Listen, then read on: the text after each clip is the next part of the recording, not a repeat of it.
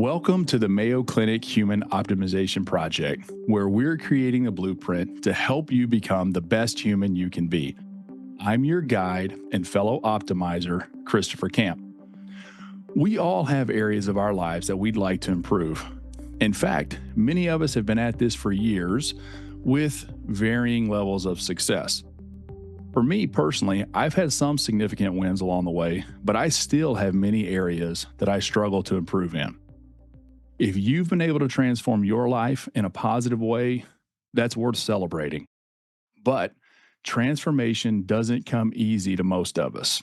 Why is this process of self improvement such a challenge? How can we better position ourselves for success in our journeys to become the best humans we can be? These are some of the things that we'll discuss today in our session titled The Art and Science of Personal Change: Overcoming Barriers to Become Your Best Self. In order to have this conversation today, we've invited Dr. Annie Chandra Oxner to join us. Annie, thank you so much for joining us and welcome to the program. Thank you so much, Chris. I am delighted to be here. This is a topic that is near and dear to my heart, and so this is truly an honor to come chat with you today. Wonderful. Dr. Chandra Oxner is an assistant professor of psychology at Mayo Clinic College of Medicine and a board certified clinical neuropsychologist. She also serves as the medical director for Joy for the Mayo Clinic Enterprise. Her professional responsibilities involve caring for patients, especially those with neurodegenerative disease conditions such as Alzheimer's. She's director of the HABIT program, which stands for Healthy Actions to Benefit Independence in Thinking, which is a non pharmacologic intervention for patients with mild cognitive impairment. She pursues her passion for caring for her colleagues in her role directing Mayo Clinic enterprise efforts to foster joy at work. Annie, the three big questions we hope to work through today include the following. The first one: what exactly is meant by self improvement? And do we really need to try to change ourselves? Our second big question we're going to tackle: why is it so challenging to recognize our own shortcomings and develop a plan for ourselves for personal growth? Then, lastly, we'll start talking about some solutions. Our third big question is: what practical actions can the average person adopt to create lasting behavioral changes? Does that lineup sound okay to you? Sounds wonderful. Can't wait. Well, let's dive in. So I like to start initially by kind of defining things and setting the stage. So our first question, I want to know how you define self improvement, and really thinking about it from both a psychological perspective and a behavioral perspective. Sure.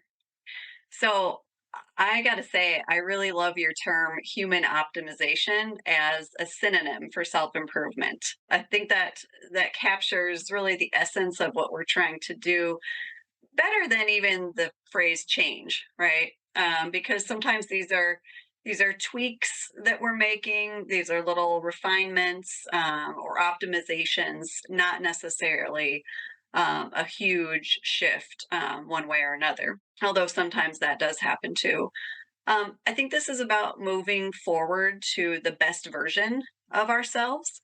And as I know we're going to discuss, it's not often going to be in that dramatic or transformative way that we might see portrayed in a television show where somebody's made this giant change and it changed their whole life, or they transform from one body type to another. Um, these happen in more subtle ways, and if we're successful, that's often the approach we can take. But more concretely, this is making a change in how we think, act, or behave.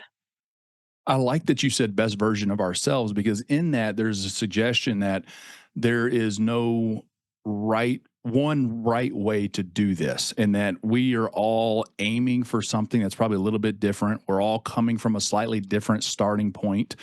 We all have different challenges, we have different goals. So I do think that this has to be intentional and individualized. But one of the questions I have is, we're all unique, but is this something we should all be pursuing?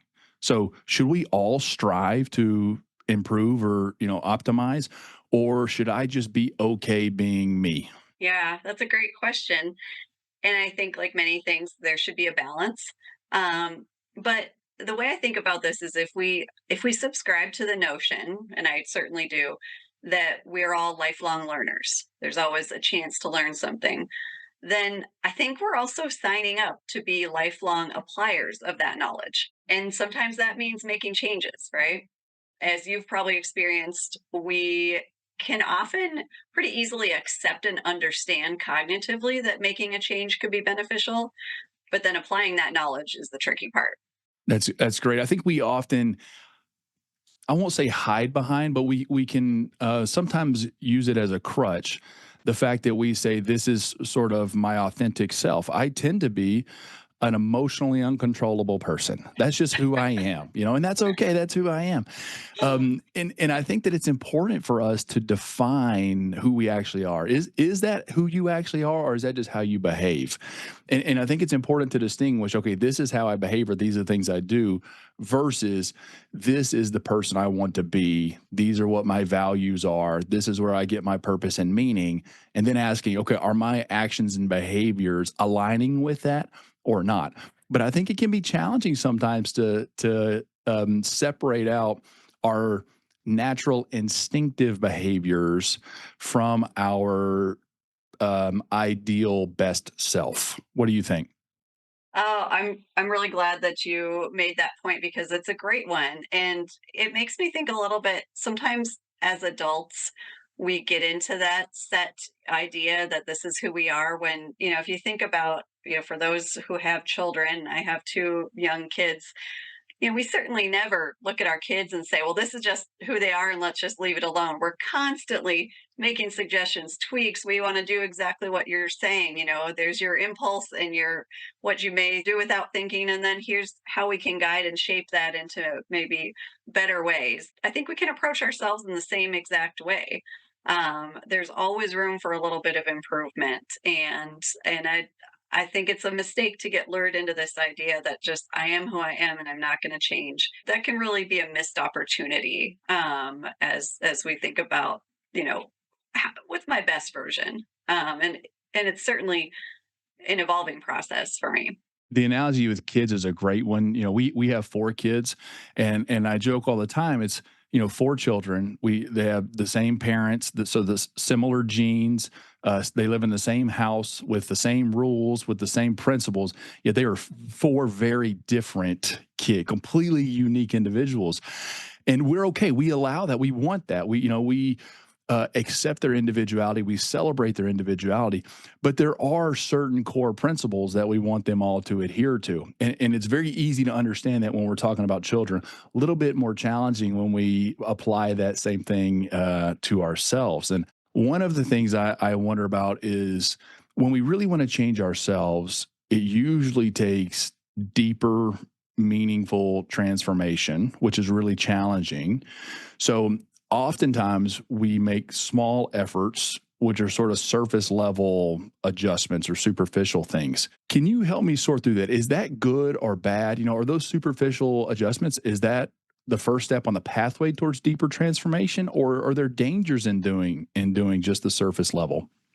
Yeah, that's a great question. Really, this comes to something you touched on earlier, but we've got to think about our why before we dive into any change. And sometimes we make a change because we think we should, and we don't go any further, and that may lead to some of those surface level type fixes that you're talking about because we're spurred into action. We think, I shouldn't do this, I should do that, and we jump right to that, and we don't really have a personal why behind it. So you mentioned values and priorities, and I think that's so important to guiding any change that we make, because we need to be really rooted in those values and priorities, and then step forward. So with those surface level adjustments, you could take the same behavior like a physical exercise program, for example, and take one person who has not really considered their why, or is just maybe has an idea of a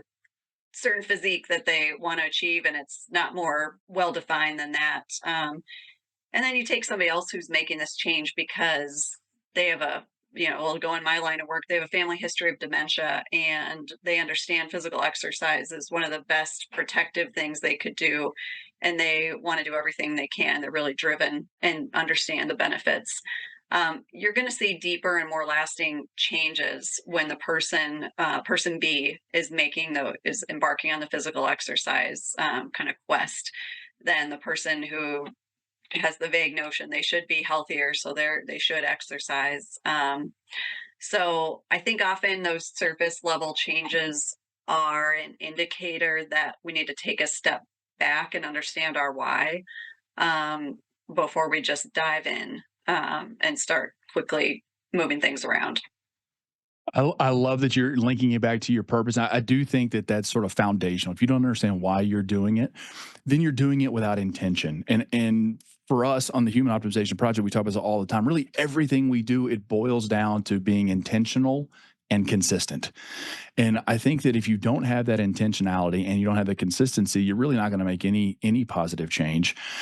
I think those superficial or sort of surface level changes can be very valuable if you've gone about them intentionally saying this is a stepping stone towards a more deeper transformation that I'm working on, rather than saying I really need to change this part of my life, but I'll just do this little minor tweak and stop there and I'll get by. Yes, You're not thinking about the consistency, you're just checking a box to move on to the next thing. Then I think it can be really problematic for us. great point. Can you tell me some of the benefits one might expect if they learn this process of improving themselves? I mean, honestly, I know you have a lot of topics you cover in this human optimization project, but I think you have to start here. And experiencing success and making one improvement to yourself is hugely empowering. This is this mega confidence boost to say, I did change this one thing and I was successful and I've continued to do it and I see the benefits, and we suddenly have this little superpower, this knowledge that we can apply this to any other changes, almost like a recipe where we swap out ingredients. Okay. And we'll talk more when we get to kind of concrete things people can do. But it really, you do get a template. And then for yourself as an individual, this worked for me. I know how to change. I've done it before. I can apply that knowledge and harness this in various ways. So I think that's a really big benefit at any stage in your life to learn that about yourself. It really does give you the confidence, I think, to change in other areas or do whatever you need to do. And I think it gives you the confidence because one, hey, I've made some changes. I've seen some improvement in this area of my life. I can tweak that, use a similar formula, in this other area. Now it's not always that simple. It's messy, Yeah. but it gives you the confidence to tackle that. You say, hey, I figured it out before. I can figure it out again. I think it also, we all have this fear of failure anytime we're going to try to improve, which we'll get into a little bit later in this discussion. But I think getting out there and doing it a few times and failing says, I'm okay with that. I anticipate that. I know that's going to happen. I'm planning for that. And then it's not as disheartening, and that failure is not going to derail you. So speaking of failure, let's transition into our second section. So, our second big question is, why is it so challenging to recognize our own shortcomings and develop a plan for personal growth? So, I want to start this one off by asking you, it often seems obvious when other people need to change, right? I can make a long list of all the things that everybody else needs to do. Why is it so difficult for people to be objective about their own things that they need to change?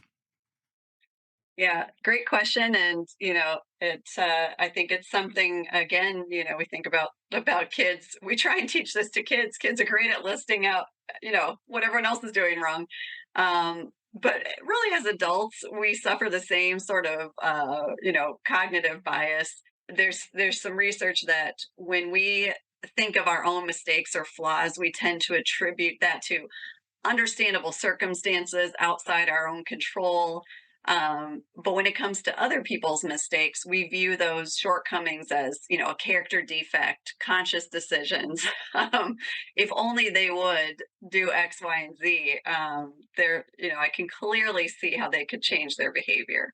But for me, I would do X, Y, and Z, but understandably, I can't. My hands are tied. I'm too busy, don't have the resources, those sort of things.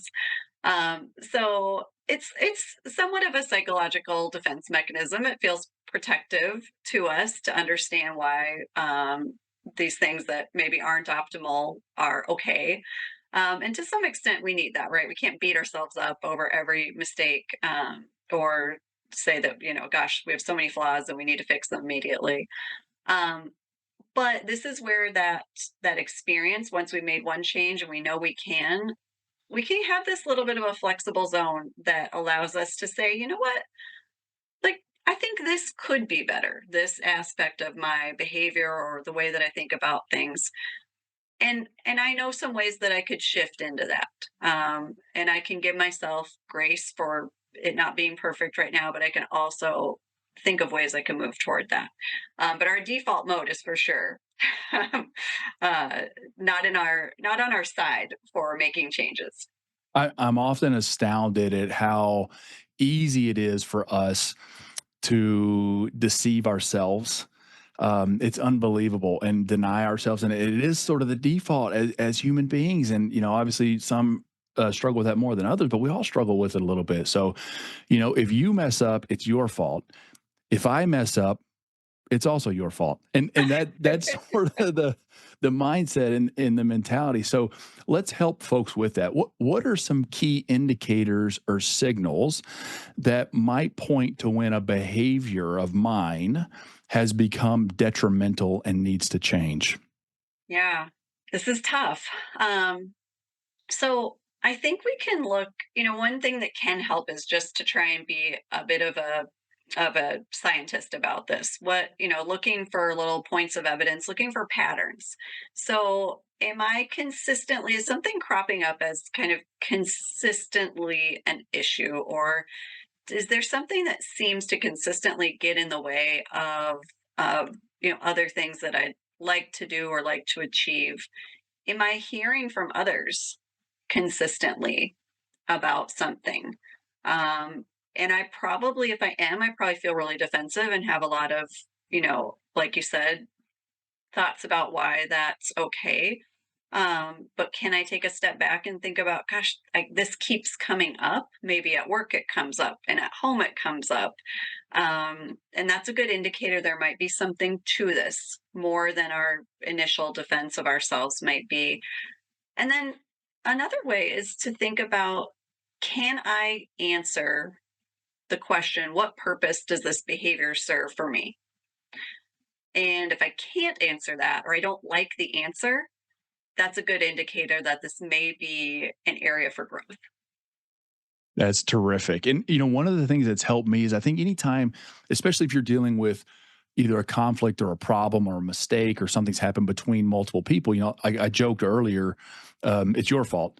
And that's sort of the default is to go to that. So, and I used to think there was a while where I thought, okay, I'm going to try to switch that mindset and I'm going to immediately say, when something happens, well, what did I do wrong? Mm, But then I found, like, when I asked myself, "What did I do wrong?" I'm also accusing myself, and so it's like then I became defensive automatically, and so I've switched to actually say anytime I'm in a conflict, I say, "Okay, what can I do better?" As my sort of default question that I ask. So before I even start thinking about you, I say, "What can I do better?" And that way I'm not necessarily attacking myself, but I'm trying to find a way that I can improve. So I'm starting with, the things I can control before we get to the other person in that discussion. That's something that I've found that's been helpful for me, and it's sort of just creating sort of a little cognitive trick that I play. But I wanted to ask you about cognitive tricks and cognitive biases that often work against us. So, what are some of the most common cognitive biases that get in the way of our personal change and growth? yeah, so I think, part of those are what we talked about a little bit, earlier, just that we tend to have a lot of we let ourselves off the hook. And we don't view our behavior through a crystal clear lens usually. We're skewed in how we view our own behavior. Of course it makes sense to us because we're living inside our own heads and our own bodies, and we don't necessarily view others behavior as the behavior of a whole person who has has experiences in the past and who, has their own set of stressors, for example. There's a cool little thing. I think this comes from Dr. Amit Sood, really well known, happiness and positivity guru, where you can just do a little kind of micro experiment where you're just driving and you attribute, to the other drivers on the road. You imagine kind of the most generous interpretation of their behavior. Somebody speeds by you, and instead of just shaking your fist and saying like, "What a terrible driver," you imagine like, "Gosh, they could be on the way to the hospital with a sick child, and they are trying to get there as fast as they can, and my heart goes out to them, and I hope they get there safely." Um, so we can do this at work. We can somebody who you can pick a person who tends to annoy you, drive you crazy at work or at home, at school, and come do a little thought experiment, coming up with the most generous interpretation of that behavior for them. Um, and then similarly, if we struggle with our own, maybe we're too negative and too critical of ourselves, can we help ourselves understand the why behind our behavior? And coming back to that, what purpose is this behavior serving right now? And perhaps that's how we can get at it, and then thinking about how to change. Um, and how about some of the negative behaviors that we keep doing despite the fact we know they're not good for us? Why do Yeah. we do that? Well, again, they're serving a purpose for us. And so we don't do things just for no reason at all. And oftentimes our negative behaviors are a coping mechanism for stress. And our brains like consistency. We like to know what's coming. And so we can easily get into a pattern where we have stress and then we engage in a behavior that decreases that stress, even momentarily. And we'll repeat that pattern because we're not that good at looking at, well, later today, it's not going to feel good that I, ate when I was emotional, some junk food. Um, or that I yelled when I was angry. Um, those just get into a pattern because it feels better to our brain in the moment, and we can't take it away without replacing that behavior that serves a similar purpose. But the great news is there's often a buffet of other behaviors that would be better for us to engage in. We just have to link it and know why we're doing it. So that's I think we get into those patterns when we don't understand the purpose of the behavior, and it's more impulsive. But it oftentimes there's some element of uh, emotional distress, um, that behavior is helping us with. It is amazing how we as humans are so prone to those default habits that we fall to, which can be incredibly frustrating and difficult to overcome until you figure out the system. And once you kind of know how your brain is wired, why you're doing that, why this negative action has become the default for you, if you can figure that out, you might be able to substitute a positive behavior into that negative behavior, and you can sort of use your body's tendencies to go to the default and go to the habitual and turn it into something for good, which obviously is not easy. But I think that if we can harness the power of our body's desire for consistency and habits, we can make that incredibly powerful for us. And in order to do that, though, I think it takes a special mindset.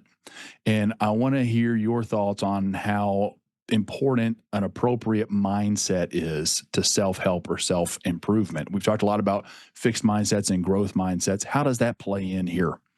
Sure, sure. Well, spoiler alert, the growth mindset is is the way to go. And it is really big because we when we view ourselves as, I talked about that sort of lifelong learning, right? That's part of that growth mindset is that there's always something more I can learn. I can learn about myself, I can learn about the world around me, and I can tweak my behaviors. And I also know that I'm going to fail and there are going to be ups and downs in this road. Um, and this is not linear. And we accept that, we embrace it. Um, that in itself takes the power, and puts it back in our court. It allows us to tolerate failure, tolerate the negative emotions that might come with that, and reframe them though as, I didn't expect to never fail. I expected that there would be a bump in the road, maybe a lot of bumps, followed by a period of stability, followed by a period of growth. Um, so getting our mind in that zone to start with before we even get into making a change is huge, because I think a lot of times when we have those spectacular failed changes, it's because we started the change in that sort of peak, energized, excited, almost fantasy like mindset of, this is what I'm going to do and it's going to be amazing and my whole life's going to be different.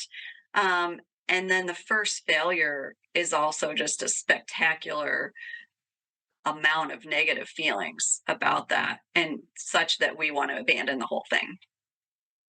Well, we're going to talk a little bit about that in the next section when we start getting into some solutions. But I got one more question for you before we transition to that. Earlier, you mentioned, becoming the best version of ourselves. I think one of the problems is that we all have this tendency to compare ourselves to others and think this person is better at this thing than I am. Therefore, I want to do what they're doing. Sometimes I think that can be helpful if it can guide you and direct you. But if you just inherit inherit from them, their skill or values or whatever, you may be setting yourself up for failure. So how do we this comparison to others, how can we use it to help us and how is it harming us? Yeah, yeah, that's such a good question, and we're all very prone. We're social creatures, right? We're constantly evaluating, comparison, making comparisons. That's part of our brain's hardwiring to do that, and that's fine. Um, so long as you said, we use this in a beneficial way, because if we come back to the idea that we have to have a personal why and it has to be specific, the chances that your why for making a change are exactly the same as this person you're looking up to are really slim. And so their recipe is not going to be your recipe. So I think taking that, if you really admire somebody and the way that they are living their life, I think even just a conversation, if they're open, if it's someone you know and you can talk to them about their why and how they made their changes, it might inspire you to think about your recipe.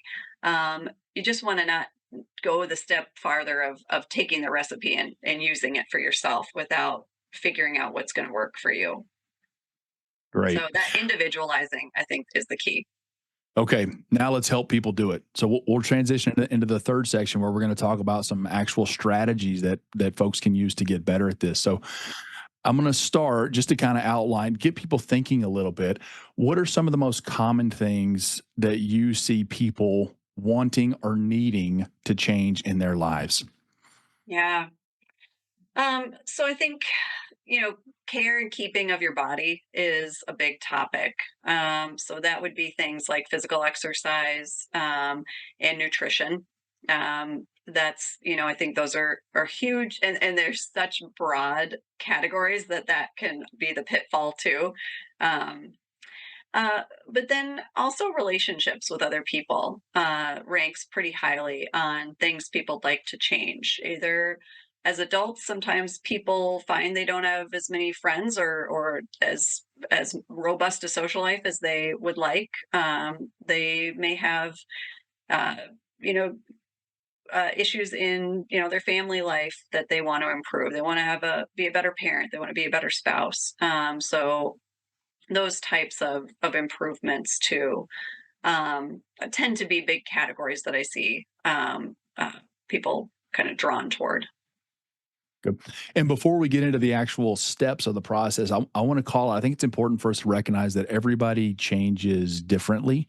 Mm, So there is no one right way to do this. Even though I'm going to ask you for the step by step plan, it's different for everybody. And I often joke, I've got a good friend who first learned about a whole food plant-based diet at 9:30 a.m. on a Friday morning. He read a book about it, and at 11:30 a.m. that same day, converted and has never changed, never gone back since. Dr. Brian Carlson, he's amazing. For me, I've been working on improving my diet slowly over the last 10 years, and I have not gotten as far as he did in 2 hours. So we're all different, and that's okay. So don't think that there's one right way to do this. You got to figure out what works for you. So I'm going to put that asterisk out there before we get started in this section. But now let's dive into it. So, how important is goal setting in the process of self change, and how can we set better goals? Or is it that the goals maybe aren't that important and we should just be focusing on the systems we put in place to get there? Yeah. So, your friend and colleague aside, who seems, I would say that's probably an outlier who can pick a big change in the morning and have it done before lunchtime. I would say goals are incredibly important, with the caveat that we may need to tweak and change those goals as we go along in the process. One of the main things has to do with how large the goals are and how specific they are, and setting almost micro goals in the beginning, especially, that are very defined and very small, tends to work best for the majority of people, in embarking on something new. Yeah, I think that's critical because if you just have the massive goal, the problem is it sets you up for this kind of all or nothing mentality, and that you won't be happy unless you achieve this massive goal.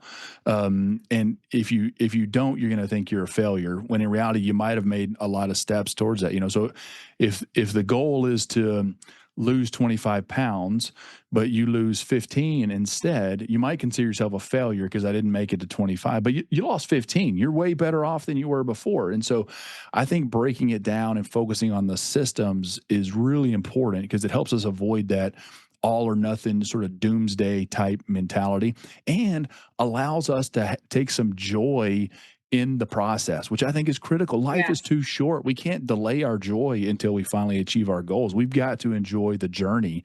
So I think setting up those systems can be immensely helpful. absolutely. Absolutely. And having the ultimate goal be the why, not the specific, right? Like that person who wanted to lose 25 pounds, that wasn't their why. They probably wanted to feel better, have more energy, or, perhaps had some other targets, and that 15 may have gotten them there. Mhm. And that's it for me. I know, if I set a big goal like that and then I set up the steps to accomplish it, I get halfway there and I realize actually that goal wasn't exactly what I wanted. In Mm, reality, actually, it was this other thing I was after, and I didn't quite understand it. And so, it does allow yeah. you some flexibility in refining your goal and your direction over time. So, Yeah. can you explain a little bit how we develop new habits so that our desired changes can go from really difficult, high energy requiring challenges to our sort of default easy state? Yeah, absolutely. Absolutely. So sometimes there's a framework in thinking about habits that, has to do with kind of these three phases of learning a new habit. Has to do with first acquiring knowledge, applying that knowledge to the change, and then adaptation, adapting that new skill to your life, individualizing it.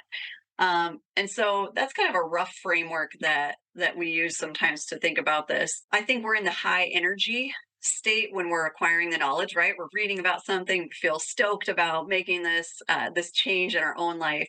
And then the drudgery of the application kind of is where a lot of us lose steam. We never even get to making the adaptation phase of things. And so I think if we can harness the energy and just think about what are the initial steps I could take and use that energy to make a bit of a plan for ourselves.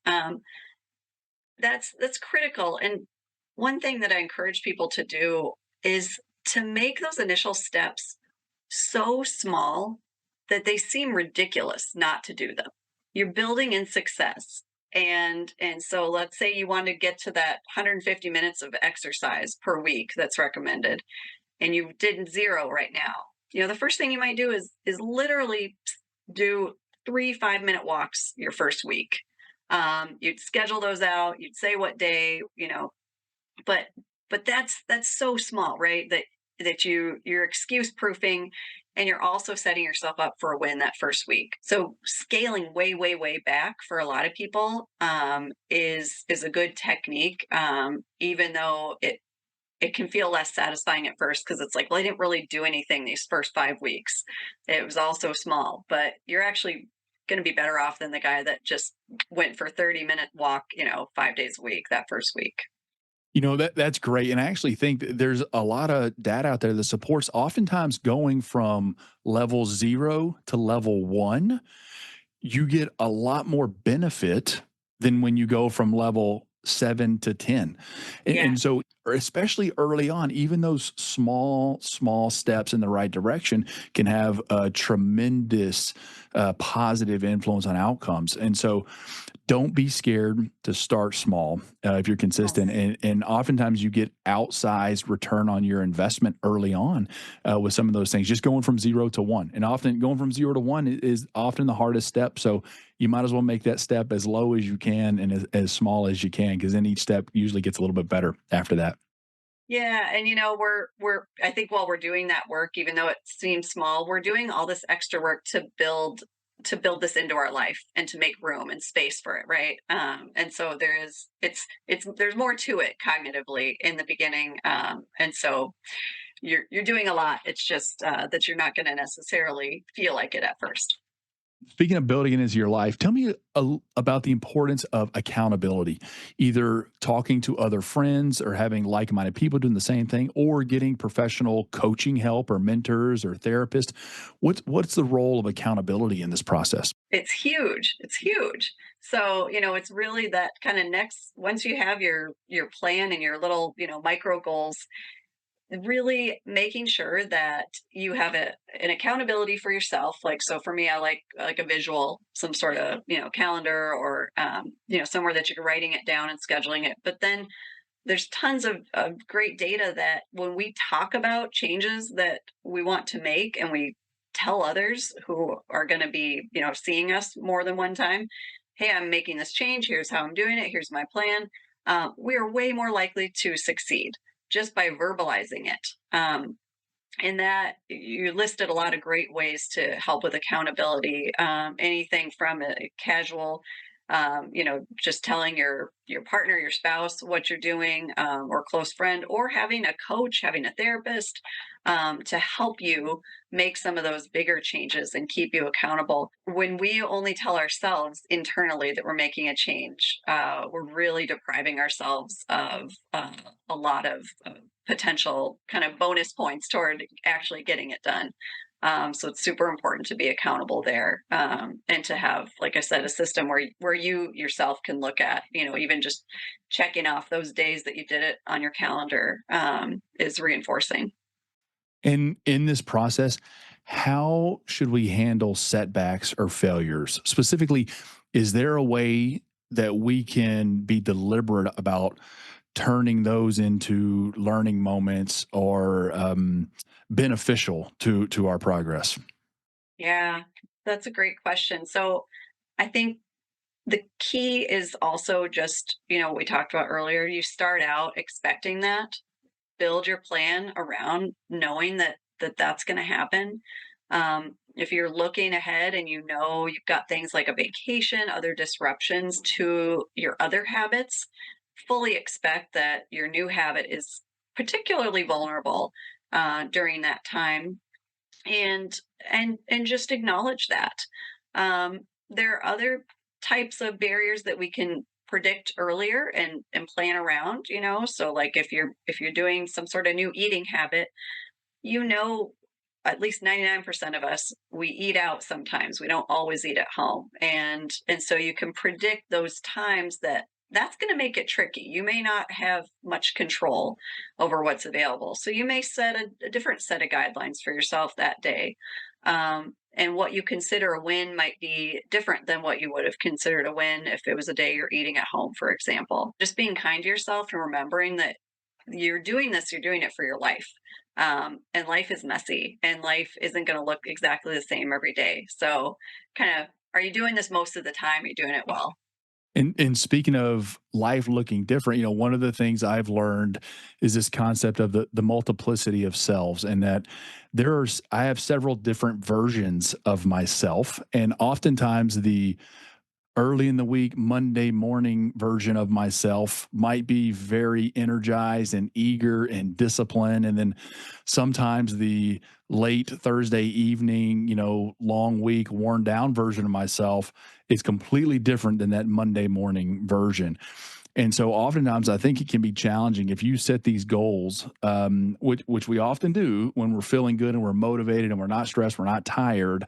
It might be harder. It may be hard for the future version of myself to uphold that. So, how do you advise folks in setting an appropriate goal that will move the needle forward, but not something so challenging that the tired, lazy version of myself that's going to show up in 3 days doesn't want to comply?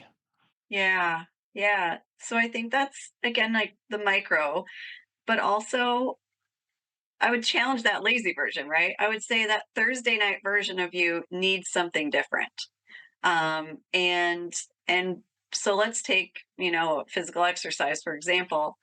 Maybe a win for you that day is that you simply, you go out with your spouse for a few minutes in the neighborhood and, you don't do a hard workout. You stretch your legs, you take more of a stroll, you connect, you find ways to integrate this into your other needs, and thinking about yourself as a whole person who does have that Monday morning version.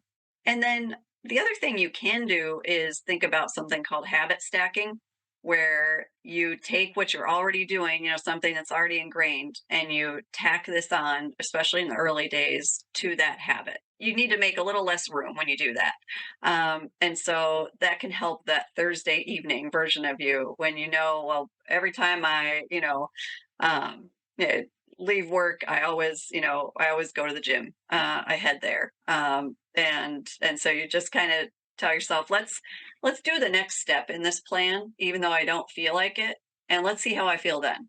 And so you may just need to get yourself there, and then say, okay, I'm here. What could I do while I'm here? Might be just walking on the treadmill instead of doing the strength training, for example. But can you kind of fake it till you make it a little bit? Sometimes that's all we need is just a little bit of extra push there. But so I think stay flexible, but also, see how far you can go. And you might feel more inspired partway through the process. That's great. So basically, asking the energized version of yourself to make it easier for the lazy version by removing some of those barriers that are going to come Yeah. up at that time and making it habitual, lowering the resistance to the problem, and also just saying just do something, just move forward. Maybe you're Yes. not going to do quite as much at this time, but you got to do something, keep moving forward. I think that's wonderful. Well, can you give me, as we sort of wrap up this section, what are some just quick hit top tips that you would give to somebody who's wanting to improve in any area of their life? So, hard to boil it down, but I would say, kind of the top things that come to my mind would be understand your why, be able to say it aloud to yourself and others before you embark on any change. And then make a plan. Those small, measurable goals that are flexible, build in success from the start. Again, make those initial steps almost ridiculous not to do. Um, Write it down, check it off, have some sort of visual is helpful for most people. I'm sure there are all sorts of apps out there that I don't know about, but for me, it's kind of a plain old, have a planner and write it down and look at it, check it off. Talk about the changes you're committing to others, build in that accountability, tell people why you're excited, your progress that you made. Consider that habit stacking, put your new habit on top of an existing habit, and then expect bumps in the road. Failure's part of the learning and change process. I was actually at yoga on Friday, and the yoga instructor had this beautiful quote. She said, "The path of growth is not a straight line. It does not look anything like we expect it to look like." Very wise words. That's an excellent list, and I appreciate you sharing with us. I've been taking notes as we've been talking today, so I want to take a minute to kind of summarize the highlights for me, or the biggest learning points that I took home. I think you really did a great job of highlighting the fact that any meaningful and sustained self improvement has to be rooted in your why or your purpose, what brings you meaning, and what your values are. So if you haven't figured that out first, you're probably not going to be successful in making forward changes. So you really have to focus on that. I also like you talked several times about being the best version of you. So I think that means you have to really individualize this process to your own why, your own values, and your own goals. And what forward progress looks like for you is different than it's going to look like for somebody else. And that's okay. And that's expected. In fact, it's preferable because you're going to have a different set of reasons and goals. But you do have to be very intentional about it. Watch out for your cognitive biases because we all tend to excuse our own behaviors and blame others, which I think can be really, really challenging. We have this tendency to fall into negative habits because they're sort of our default state. But if you can figure out why, you can switch those into positive habits and use that to actually help you to get better, which I think can be really powerful. And then I loved your list at the end. Knowing your why, make a plan, make the steps really small, build in some accountability, stack your habits, and plan for setbacks. I think all of those are great keys that I really appreciated going through today. So I'm going to give you a chance now to answer the three big questions. You've done it incredibly well over the last 45 minutes, but now we'll give you a chance to do a quick hit on each of these. So our first big question: what exactly is meant by self improvement? And do we all really need to try to change ourselves?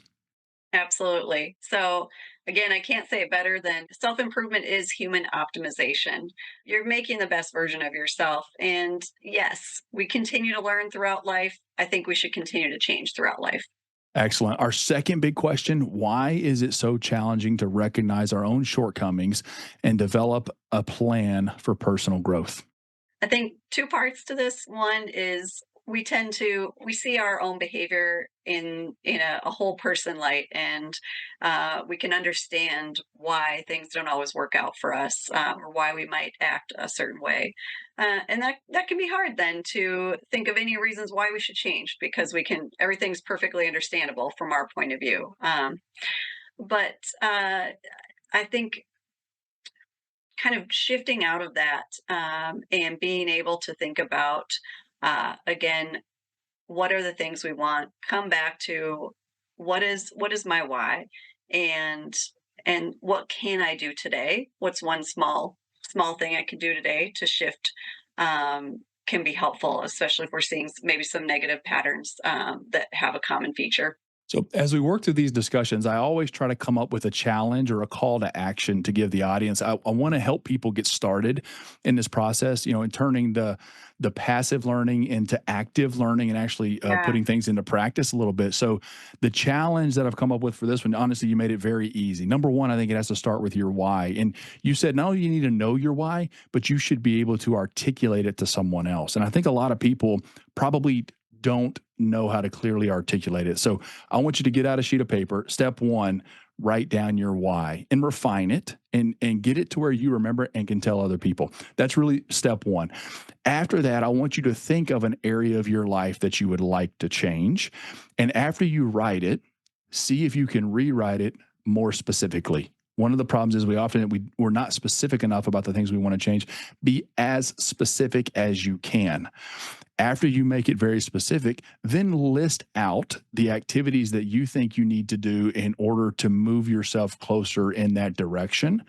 And then I would find the smallest, easiest activity on that list and start with that one. So get the absolute easiest one you could find. That's where you should start, in my opinion. I love that. Love that.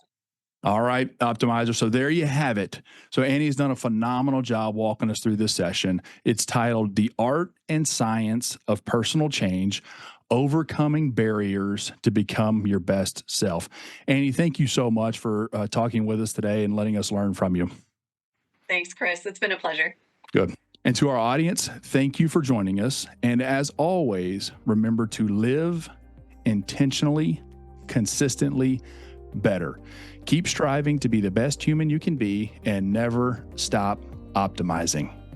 Thank you for tuning in to the Mayo Clinic Human Optimization Project. If you enjoyed this session, please subscribe and leave a review so others can find us. If you know anyone else that would benefit from this discussion, please share this episode to join us in our mission to help as many people as possible become the best humans they can be. That's all for today, but we want to hear from you. Email us at optimize@mayo.edu to let us know how you're progressing in your own human optimization journey and tell us what topics you want to hear about in the future. For more helpful tips and content, be sure to follow us on Instagram, X, and YouTube. This podcast is for informational and educational purposes only and should not be relied upon for medical, professional, or legal advice. Always consult with a qualified professional for any questions. The appearance of any guest does not imply an endorsement of them, their employer, or any entity they represent. The views and opinions expressed by the guests are their own and do not necessarily reflect the views of Mayo Clinic. Reference to any product, service, or entity is for informational purposes only and does not constitute an endorsement or recommendation by Mayo Clinic.